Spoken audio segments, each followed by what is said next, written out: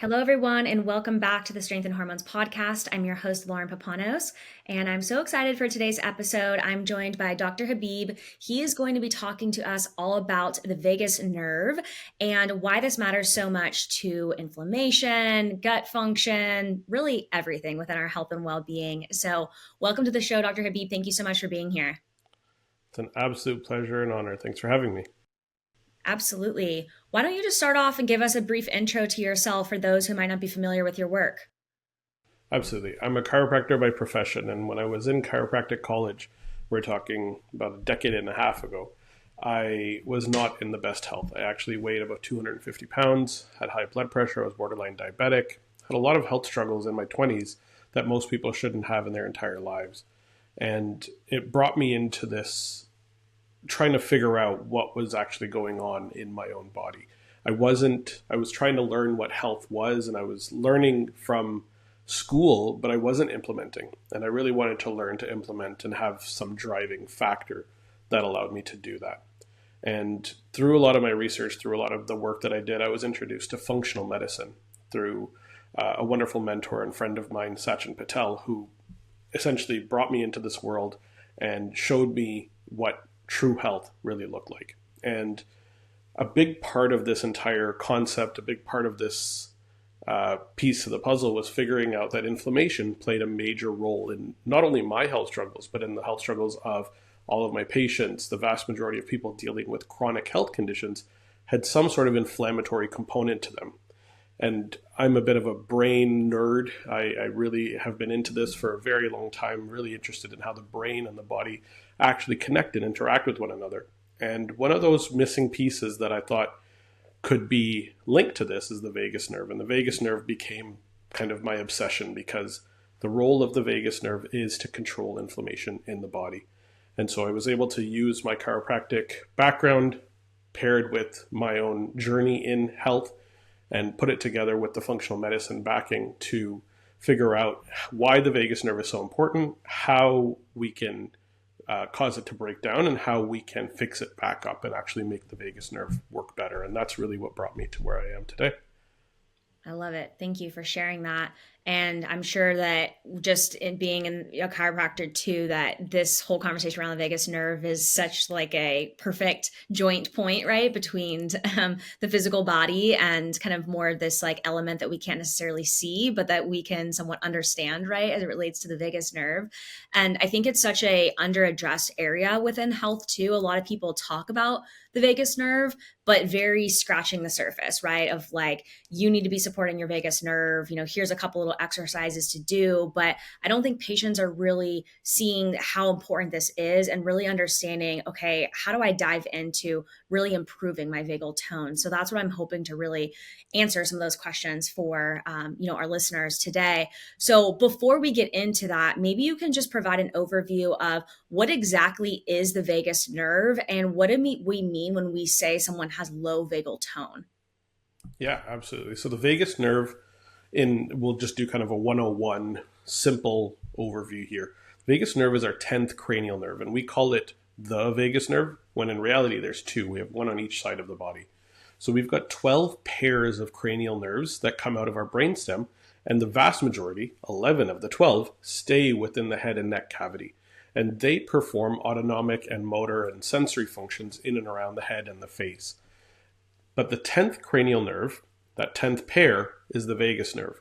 This nerve has some branches in the head, neck, face area, but then it actually branches down, and the vast majority of the signals and the fibers of the vagus nerve come down through the neck into the viscera, into the thorax and into the abdomen, and actually connect to the viscera. They connect to essentially every single organ in our body. This is unique. The vagus nerve is the only nerve in the body that does this, the only nerve that has this level of connection. And what we need to know is that 80%, that's 4 out of 5, or essentially the vast majority of signals on the vagus nerve are actually coming from the organs up to the brain. What that means is the vagus nerve is heavily involved in getting the status updates from the organs themselves, the cells in those organs, both the immune cells and the resident cells of those organs up to the brain. When we get that information up, then we can process and determine signals that need to be sent down. Is there inflammation? What's happening with the microbiome? What's happening with organ function? Are we digesting? Are we not digesting? What's the respiration rate? What's happening with the heart, the blood vessels? What's with the nitric oxide levels? What's happening in the body to make sure that we know what's happening? There's a component to this. I'm sure everybody has felt it at some point where, your stomach feels a little off, or you can feel your heart pounding. Something else is not working internally. This is a sense called interoception, where we're able to understand what's happening within the body. This is a sense that is purely the vagus nerve that does this. The vagus nerve is heavily involved in creating a sense of safety and calm within the body and understanding what is or is not happening internally. And that's that 80% of the vagus nerve. 15% of the signals on vagus nerve come from the brain down to all of those organs. And this is what we generally know as the parasympathetic nervous system. This is the autonomic branches of the vagus nerve. We've got the sympathetic and the parasympathetic. So the sympathetic side, which runs through the sympathetic chain ganglia, it's a different neuronal connection, but that area runs the fight or flight type of connections, the signals to increase inflammation. We need to do something with the immune system. We need to activate it to fight off a threat to our survival. That system is necessary, but we need to have a level of control over that system. So we like to consider the sympathetic branch the accelerator, and the parasympathetic branch to be the brakes. And the vagus nerve sends parasympathetic signals to every one of those organs. And it essentially acts as the brakes to that inflammatory control, to that sympathetic nervous system side. So that 15% is very important in getting that information down to those organs, to those immune cells in particular, to lower the level of inflammation, to control inflammation. We can talk about how that works in more depth. For the math people out there, there's 5% missing. So 4% of the signals on the vagus nerve actually go to the pharyngeal and laryngeal muscles through these pharyngeal and laryngeal branches. So they actually provide tonicity and tonality to the voice. So the reason I can go really, really low or really, really high with my voice is because I'm stretching and tensioning my vocal cords, and those are the laryngeal branches of the vagus nerve doing that.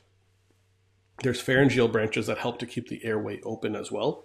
And the breath becomes very important when we talk about why the vagus nerve is so necessary and how we can work on supporting it. There's 1% missing, and that last 1%, it's even slightly less than 1%, are fibers of a branch of the vagus nerve called the auricular branch that goes to the ear. And it goes to the skin of the ear, and it senses sensation basically on the skin of the ear. And those signals are sent to the brain. So that covers that 100% of signals on the brain. But that's the basic 101. When we go to vagal tone, what we're saying with regards to vagal tone is how good are the fibers, how effective are they in sending signals between these points. So vagal tone simply comes down to how well is the vagus nerve working. If we have good vagal tone, we're effective in sending these signals between all of the organs and the brain, and then from the brain to all of those organs. If we have less than optimal vagal tone or really dysfunctional vagal tone, what that means is the signaling capacity is decreased. When we have decreased signaling capacity, that means we get less interoceptive signals from the body to the brain. We get less inflammatory control signals from the brain to the body. And that's essentially thinking like the brakes have worn out. So the sympathetic nervous system, the accelerator, will continue to work where the brakes have burnt out. And that's a major problem when it comes to controlling inflammation and lowering the burden of these inflammatory conditions that occur within our bodies.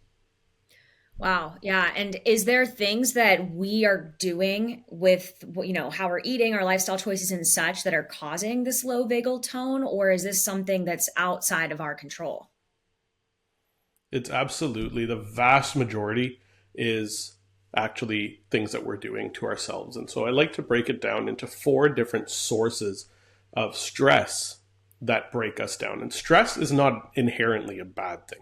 Stress can be a good thing, especially I'm a big fan of Tim Ferriss and his concept that he relayed. This isn't obviously his concept, but that's where I got it. Was eustress and distress. Eustress is good stress. And I like to consider eustress stress that drives you towards a positive goal, something that you're trying to achieve.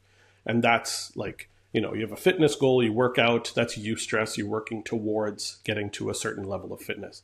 Distress, if you have a fitness goal and you get hurt, that's distress because you're not capable of performing the tasks that'll get you towards where you want to go.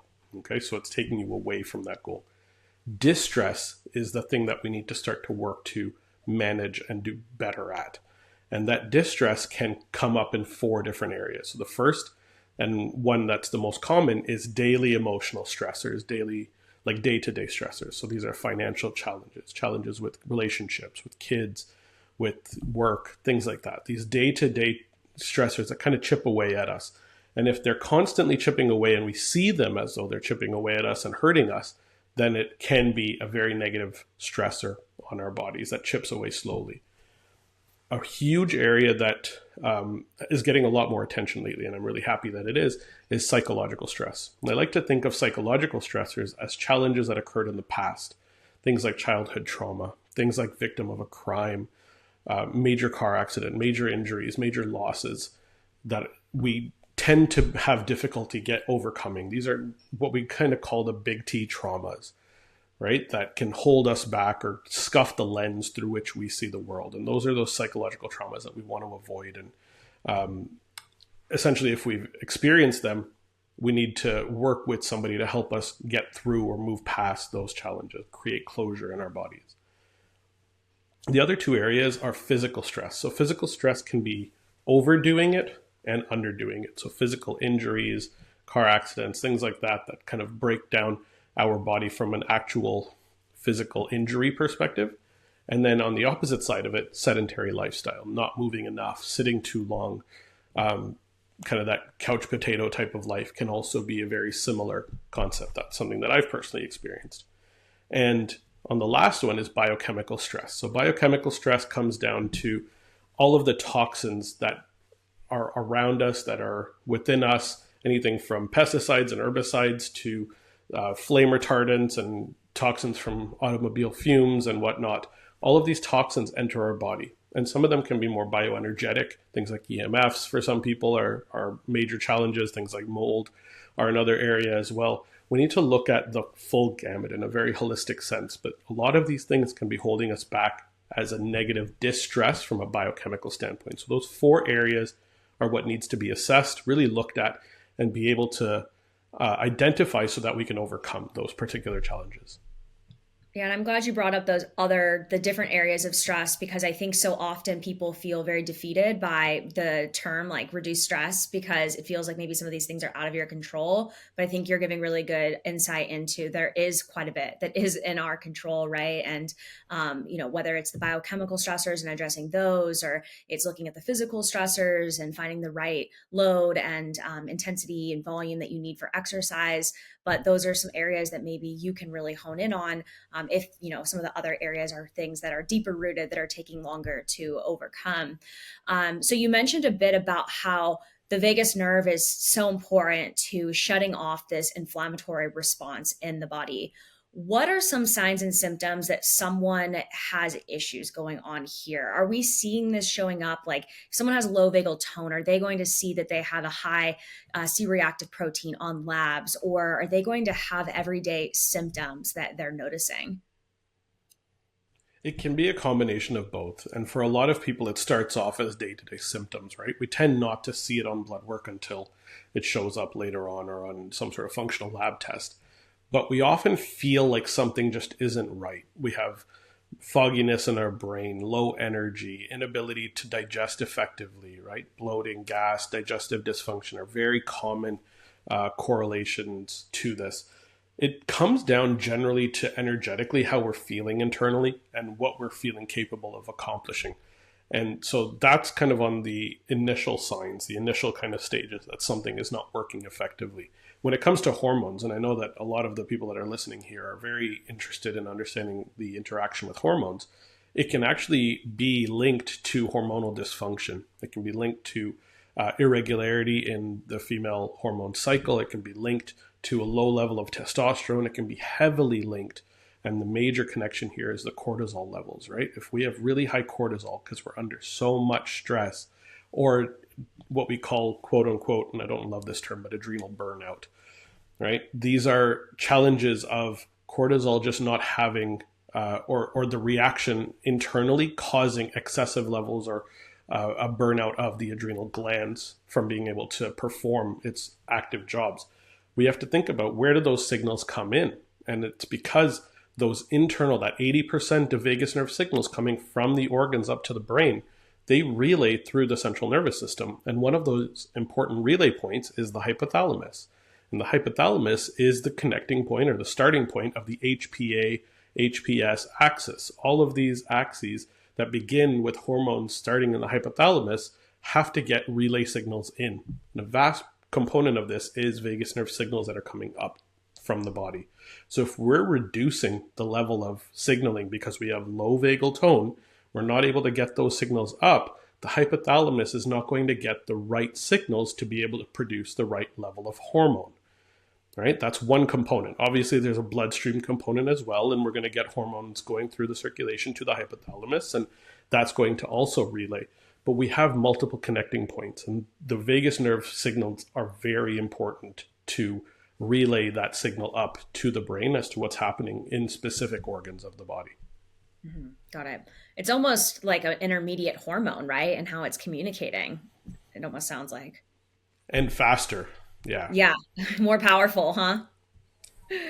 Wow. Okay. A little bit So, more. yeah, yeah. So we've talked about on my podcast before heart rate variability, or HRV, and a lot of people are very confused by this because a lot of people have Oura rings, Whoop bands, and things, and they don't know what this means, right? They just know that their HRV is always really low. They maybe have a friend who's a lot higher, and so we talked about that in that episode about what really HRV means and what to look for. So I want to go a little bit deeper though into that conversation about how does vagal tone and this vagus nerve response influence metrics like heart rate variability, or HRV, and resting heart rate?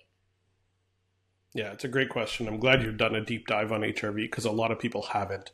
But just for those, if you haven't heard of HRV or you don't really know much about it, I'll do a quick intro on it. HRV is simply the measurement of number of milliseconds between beats of the heart averaged over a period of time. And what we're looking for is we're looking for a high degree of variability. What this is telling us, and it comes back to the analogy I used earlier, is are we pushing on the accelerator and then the brakes, or are we just pushing on one? Are we just pushing on the accelerator more? And how effective are the brakes in slowing that down? You can think of it this way. We want variability. That means we want to be able to push the accelerator and effectively push the brakes. And effectively push the accelerator and then again effectively push the brakes. What that's going to do is it's going to cause our heart rate to become slightly shorter. Okay, so our heart rate or our heartbeats to get closer together. So shorter time between, followed by lengthening. And so what's happening is we're creating a variability by a shorter period and then a longer period and a shorter period and a longer period. That variability is a sign of the signal being sent via sympathetics and parasympathetics, the accelerator and the brakes equally. The higher the variability within reason, the higher the variability, the more effective the vagus nerve is in sending those signals. The sympathetics and the parasympathetics are working in conjunction with one another. They're working as a group, as a tandem, and that's what we want to see. We have two pedals, but we want them both to be working effectively. If we only push the accelerator in a car, it becomes a danger to society, to the people around us, and to us ourselves. If we only push the brakes, the accelerator is not working, the car is a piece of junk sitting in the garage. It doesn't do anything. We need to have a go and we need to have a pause and a slow. And those two sides to this are really important to understand. So when it comes to how HRV is influenced by vagal tone, by vagus nerve signals, vagus nerve is the key to increasing heart rate variability, HRV. So if we tend to find, and I have an Oura ring, I've got 5.5 years of data on this thing. If we tend to find that your HRV is lower, what that's telling us is the vagus nerve is not signaling quite as effectively as we want it to be. If we have a good high HRV, that means that vagus nerve is signaling more effectively, and that means that we are recovering more effectively, because when the vagus nerve is turned on, we're able to recover more effectively. The body cannot heal in a fight or flight state. The body cannot heal when we're pushing the accelerator, right? You can't go to the mechanic and get the mechanic to fix your car while the car is driving. It has to stop. That's what needs to happen with our body. That's why things like sleep are so important. That's time for us to recover. That's where the vagus nerve goes to work really effectively, to turn on the immune cells and repair any damage that's occurred in each of these organs throughout the day. That recovery piece is so important. So what HRV is measuring is telling us how effective are we in going into each of these two states. And HRV is a very dynamic measurement. It is not a static measurement. So I don't love when I wake up and I see, oh my God, my HRV average was 32 or something, right? But there's moments where I'm in the 70s, 80s, hundreds, but I've averaged low. I don't love looking at what that average is. I want to see what the architecture is on my Aura ring or on my Whoop band. I want to see where there are lots of moments of repair and recovery and going back to accelerator. Don't just stick with that one number. And also what's really important, this is such an important piece to the HRV puzzle, particularly for those who are measuring. Do not compare your HRV to other people at all. There are genetic variances. There are algorithmic differences between different devices. You cannot compare an Aura ring to an Apple Watch. It just is not reasonable. So don't worry about that. I don't think it's a fair assessment for anybody to do. I think it's very important that each of us be very conscious about only comparing ourselves to yesterday. Okay, so what's the best HRV or what's a good HRV? The answer for me always is better than yesterday. And that's it. Mm-hmm.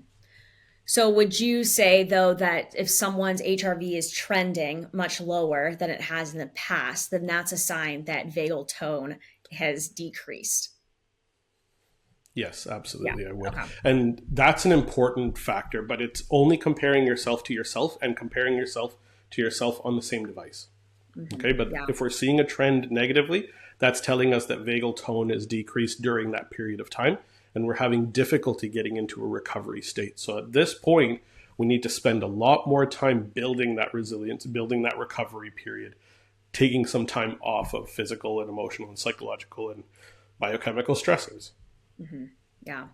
And I don't know about you, but I've seen a lot of individuals that have these inflammatory conditions like autoimmunity and such, and depression and such, that always have a very low HRV. So I do agree with you. There's this big correlation there, right? Where we can really look at that and say, yeah, like your body's probably not putting the brakes very well on that inflammatory response. That's exactly right. Yeah. And we have to question where it's coming from. What's the root cause behind the vagal tone being low or not being able to get into that state? And that's where a lot of those stressors really come in. And why the holistic approach works so well is because we're looking at all of the potential stressors that could be impacting. We're not just looking at emotional stress. We're not just looking at biochemical stress. We have to look at this approach from a full holistic view. And that's what allows us to understand that, yeah, you're being knocked down by this and you eliminated that issue, but what about these other stressors that your body is under? Let's work to limit all of them, all at the same time. Absolutely. Yeah. So you've talked a bit about how low vagal tone can influence the inflammatory response and really, the inability to shut off that inflammatory response or kind of tell our brain, to stop the inflammatory response. So can you talk a little bit more about how vagal tone and inflammation are connected, and really why is this communication between the brain and the immune system so critical to controlling this inflammatory response? I think the immune system has been given this overall connotation of simply being the response to threat and the protector of the body. And that's a huge role of the immune system, but it's not the only role. And so much so that the first cells in our bodies to produce when we are growing in utero are actually immune cells. Macrophages are the first cells that differentiate from stem cells initially and go out to the areas where the organs will eventually develop. And they actually are coordinating and choreographing the growth and development of those organs. And as we grow into a full human, these immune cells, these macrophages in particular, they're called tissue resident macrophages, they don't leave those organs. They don't go away. They're there to coordinate function as we grow. So they're continuously ongoing making sure that things are working. So they're the construction staff, they're the project managers. They're making sure that the liver is being built effectively. They're making sure that the heart is functioning effectively. They're kind of the housekeeping, security, maintenance staff all the time. And when something happens in the organ, they're going to send out an alert. And that's the inflammatory signals that are initially being sent out. Something happens in the heart or in the liver, it's going to send out these inflammatory cytokines. And that's going to call out to the bloodstream to send backup, send firefighters, send the troops here because something traumatic has occurred and we need to fix this issue. Those are called monocytes. We're going to call in the circulating monocytes. We're going to call in all of the other immune cells to break down and stop the cause of that trauma. So there's a huge set of these immune cells, but we don't get that relay signal without those tissue-resident macrophages being there. Now, every organ in the body has these tissue-resident macrophages, and they need to communicate with the rest of the body. They need to communicate with the brain. And those are the cells that communicate with the vagus nerve.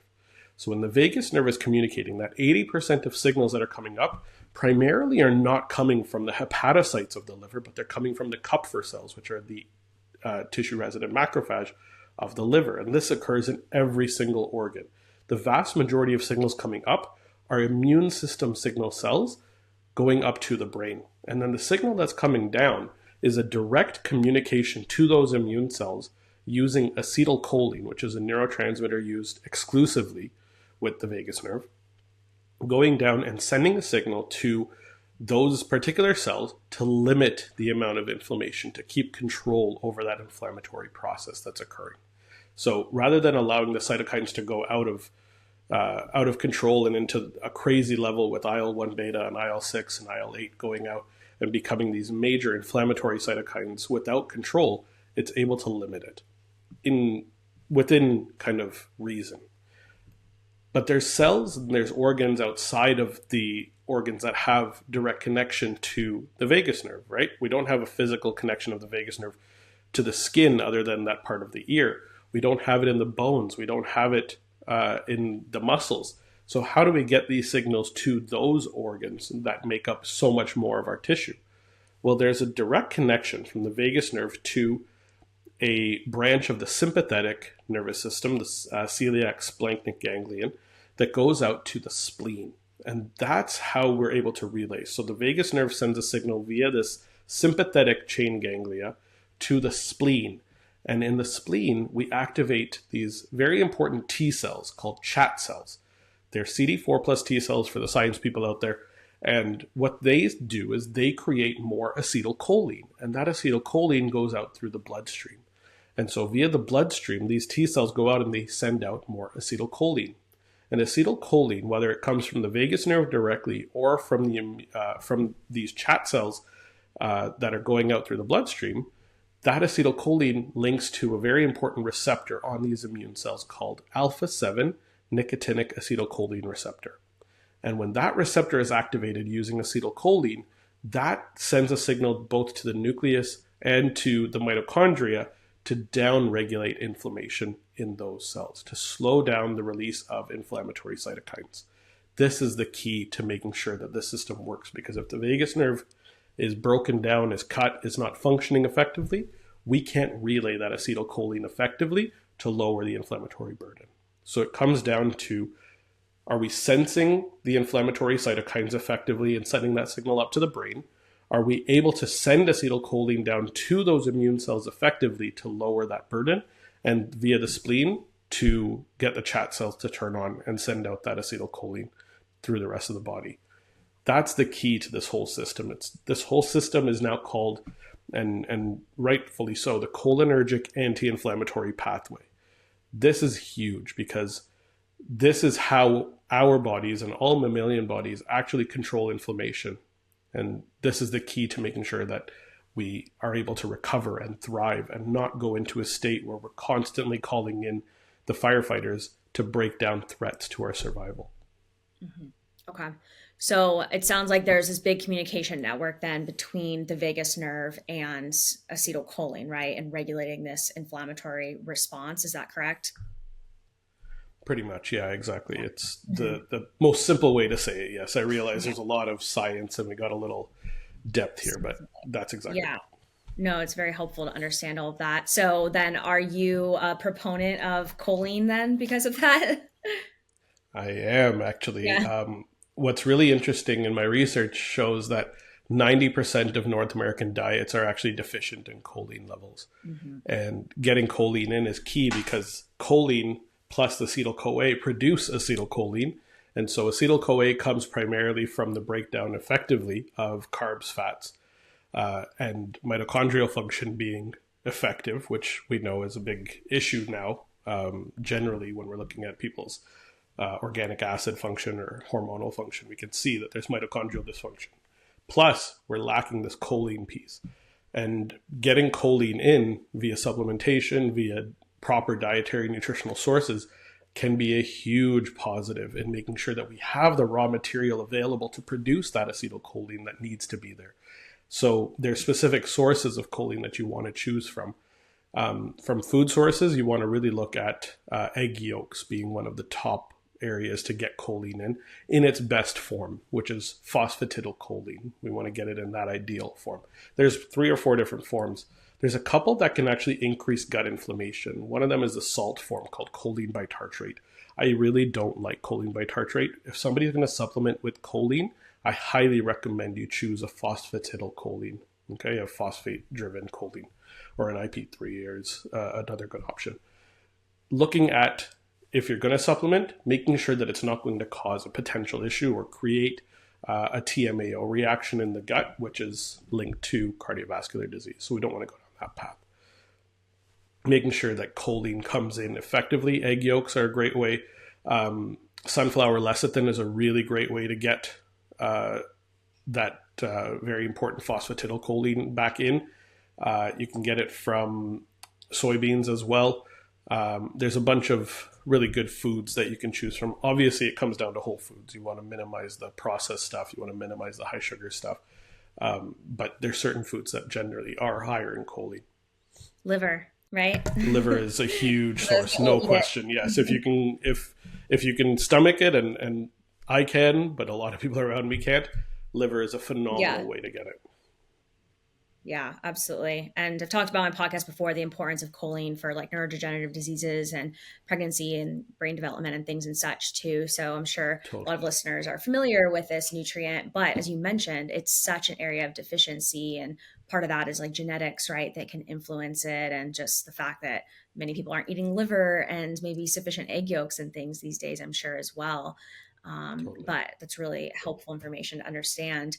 So you mentioned before that low vagal tone can influence hormones, sex hormones, and primarily also cortisol.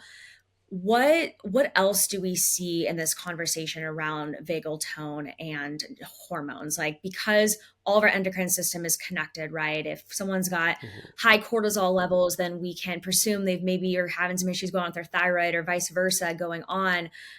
Does low vagal tone influence things like someone's blood glucose control and their thyroid hormone levels and really all of this endocrine cascade? Yeah, there's no question about it, right? We're constantly getting these status updates from these immune cells and from other cells in each organ. And in order to get that effective signal up, if we have low vagal tone, we're not able to get these signals up effectively. One of those big ones is blood sugar. So we know that diabetes, high blood sugar, even insulin resistance on its own are linked. There is a very strong connection with vagal tone and low HRV in particular present in diabetic patients. So we want to be really conscious of that particular marker. One that's really big in the world right now because of certain medications that are out there is GLP-1, right? GLP-1 is this peptide in our guts that goes everywhere. There's receptors throughout the body, but GLP-1 signals satiety to the brain, and it runs through the bloodstream, but it also has important vagal afferent signals going up to the brain as well. So the vagus nerve is involved in regulating satiety. It's involved in understanding how much T3 is present and sending a signal up to the hypothalamus to turn on the thyroid hormone function. It's involved in checking to see how much cortisol is around in the body and to downregulate that cortisol by sending signals up to the hypothalamus as well. So that relay signal and vagal tone is involved in every single hormonal reaction, some more than others, no question. Generally, it's more on the cortisol side. Generally, it's a little bit more on the GLP-1 type side, making sure that the GLP-1, CCK, and glucagon signals are getting up to the brain and thus regulating hormonal function. But that connection is so heavily intertwined that if the vagus nerve is dysfunctional, we're going to then result in hormonal dysfunction secondarily to that. Mm. Do you believe that that may be one reason why individuals that are on GLP-1s might feel like a more regulated nervous system? I've heard that feedback from a lot of patients that are on GLP-1s. Yeah, I think there's definitely something to be said for them. I think we would be silly and short-sighted to downplay the role of this GLP-1 agonist medication. But we also want to question, well, if we are producing enough GLP-1 in the first place, which most people are, why aren't they getting those signals up to the rest of the body? And usually it comes down to that low vagal tone to begin with as well.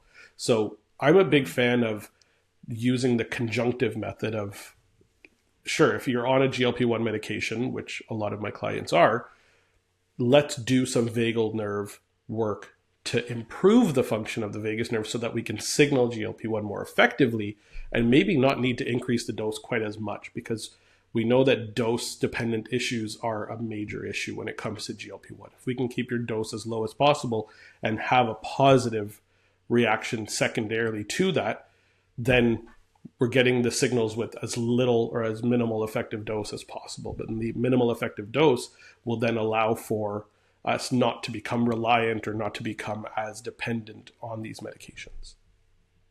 Yeah.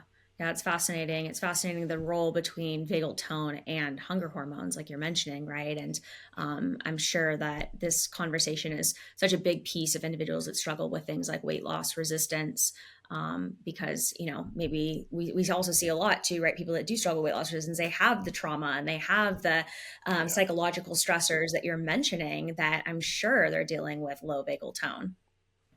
Yeah, there's no question about it. I've seen so much overlap, and we're speaking the same language here. No question about it. When we look at people that have these metabolic factors, these metabolic dysfunctions, there is some major stressor or something that's occurring that's stopping them from being able to get those signals up from the body effectively. Fascinating.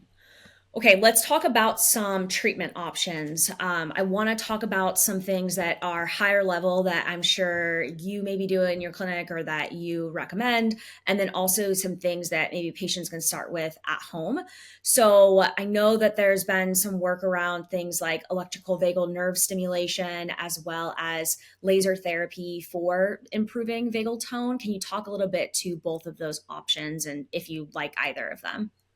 Absolutely. I actually am a fan of both. I think both are phenomenal tools, in particular when people are in a symptomatic or diagnosed state to begin with. Where possible, I like to start with foundational exercises, right? So if somebody is just kind of starting out, not feeling so hot, having some energy issues, maybe starting to have gut dysfunction, I often like to start with the foundational exercises, the foundational tools.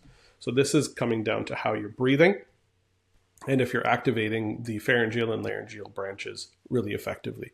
So this is your breath pattern should be nasal through the nose, diaphragmatic rather than chest focused, and longer exhales. So the reason for this, and I'm just going to quickly dig into the exhales being important here. The exhales are how we spread heartbeats out further. When we inhale, heartbeats get closer together. This is called respiratory sinus arrhythmia, and this is how we create variability in our heart rate. So when we breathe in, heartbeats get closer together. We turn on the accelerator. We're pushing that sympathetic nervous system to do more work. As we exhale, we spread those heartbeats apart. And so how we breathe is going to determine our variability. And so often when we have this low variability and somebody says, man, I have this aura ring, my HRV is sitting in 22 or 17, and I need to get this number up. The first thing, the key thing that we focus on to get things started is the breath and focusing on the exhale time. So the shorter inhale, longer exhale pattern of breathing plus nasal plus diaphragmatic is going to really help to shift the HRV upwards. And if you do that practice regularly and you create increased CO2 tolerance in your body, you're going to increase your heart rate variability over time generally. But when people come in and they've got IBS and autoimmune condition and blah, blah, blah, and like there's so many different conditions that this person's dealing with, the breath generally is the thing that they need to work on in conjunction with something else. And this is where I like to pair it with therapies to ensure that we're getting that vagus nerve activation more effectively. What we can say is the vagus nerve or vagal tone has decreased so much that this person needs a supplemental tool to increase vagal tone. And so using electrical vagus nerve stimulation is the tool that I'm using with my clients, and primarily because it's a cost-effective tool that's easy to have at home, and I'm seeing phenomenal results with it. In 88% of my patients, pretty high number. So we're getting great results simply by adding a few minutes of electrical stimulation to the cervical trunk of the vagus nerve. So tools like the Truvaga is a really great tool. There's another one here kind of piggybacking off of the idea of Truvaga, which is Pulsetto, another really great tool that hits both sides. I've got all the vagal tone tools around me here. So I'm a big fan of the use of electrical vagus nerve stimulation to get it's almost like a hack for neuroplasticity of that particular nerve, right? So I like to pair those electrical stimulation tools with the deep breath, with the humming, with the chanting. So the use of these pharyngeal and laryngeal muscles plus the stimulation together so that we can pair it and increase nervous system function or nerve function and nerve tone, specifically vagal tone. Then as time goes on, we become less reliant on these electrical stimulation tools because I can just start breathing and I'll get more stimulation occurring. It's almost a Pavlovian type of response where we're building up this tone because we've learned that when we stimulate and we breathe properly or we hum at the same time, it's going to stimulate this nerve to turn on. So later on, when I just hum, I'm going to get that nerve to turn on more effectively. So this is a great way when somebody's in the trenches, in kind of that hole and needs help getting out of the hole. I'm a huge fan of the use of devices to make this happen. Electrically is a really simple, safe way to do it, and it's a very cost-effective way to do it as well. Laser therapy is great when you're in clinic, and it's a really great tool if you can bear the cost, because laser therapy tools can be a little bit more expensive, depending on what you're getting. But there's certain areas you want to be really targeted with that approach where it's much easier with an electrical device. So I tend to stick with the electrical devices, but both are very, very good at improving vagus nerve function, no question. Amazing. And would something like red light therapy also provide a similar benefit to vagus nerve function? I would say in an overall holistic way, yes. We have seen a couple of studies showing an increase in HRV with the use of red light therapy, but it's generally not red light therapy directed at the vagus nerve. It's almost an overall body red light therapy. And the depth to which red light therapy gets in is effective. It is certainly possible. I just haven't seen great research showing a direct vagal tone improvement. But red light therapy is a great tool anyway. A lot of people benefit a lot from the use of that particular therapy. Sure. Okay. And then what about like mouth taping when someone's sleeping? Yeah, that's a huge underused piece. I'm a big fan. I personally use it myself as well, realizing early on in my journey that I was a mouth breather, particularly at night, waking up with that dry mouth. Forcing yourself to breathe through your nose all night long actually makes such a big difference, and it really gets you into a state where you're much more calm. So there's a bit of a routine that I recommend to kind of bookend your day to get you into this state where you're capable of getting to sleep, really getting your vagal tone improved as you get into bed and falling asleep more readily. And so that routine is vagal nerve stimulation using an electrical device plus 4-7-8 breathing at night as you're going to sleep to really get you into that state. I like pairing those together to get that working. And that 4-7-8 breath is so good. So it's a 4-second inhale through the nose, 7-second hold, and an 8-second exhale. And that's a great way to pair that short inhale, long exhale time, plus slowing the breath rate down at the same time. The hold is there to help improve nitric oxide levels, particularly because we're breathing through our nose. And we can hum out for those 8 seconds if we want as well, which is a great way to, nasal humming is another great way to increase nitric oxide levels within the body. The relationship between vagus nerve and nitric oxide is very important, and something that could take another 45 minutes to talk about. But there's a lot to that. I think something that needs to be discussed a lot more.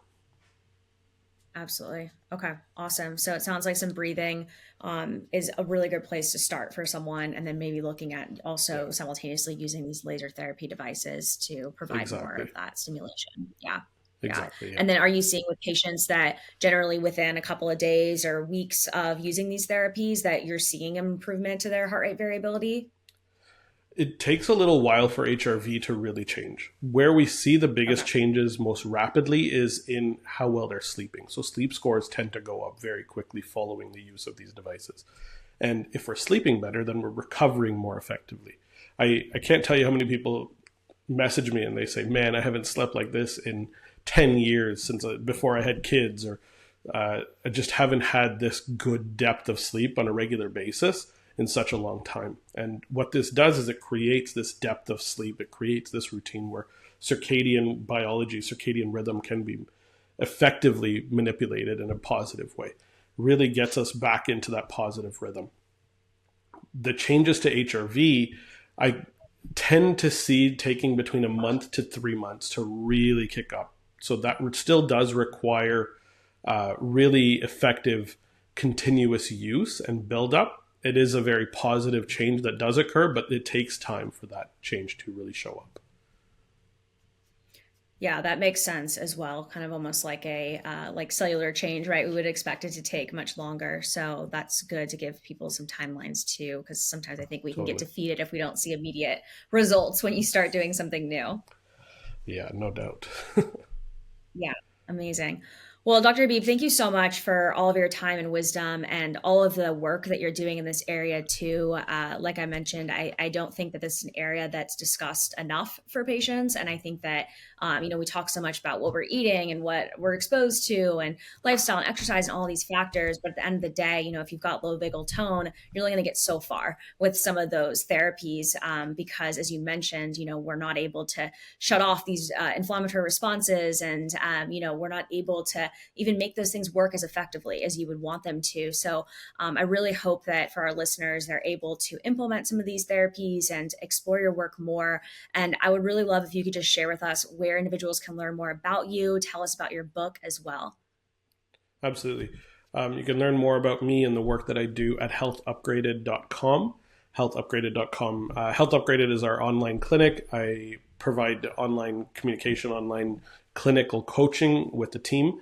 And we have my wonderful vagus nerve book called Upgrade Your Vagus Nerve. You can go to vagusnervebook.com to learn more about that. And you can follow me on Instagram, Dr. Nawaz Habib, to learn as much as you want from me online on social media. Awesome. We'll put all of the links to that below. Thank you again. I really appreciate it. Thank you.